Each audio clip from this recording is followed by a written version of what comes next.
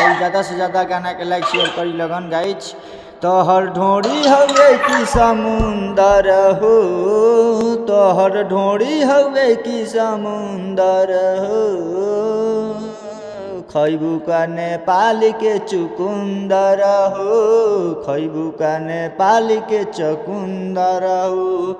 ए बुची खैबू का लीची होई भेटाई बारा नेपाल के छावरा से मजा भेटाई। ए बुची खैबू का लीची बोल ए बुची तोहर ढोड़ी हवे कि समुंदर हो, ए बुची खैबू का नेपाल के, खैबू का नेपाल के चुकुंदर हो। ए बुची तोहर ढोड़ी हवे कि समुंदर हो, खैबू का नेपाल के चुकुंदर हो।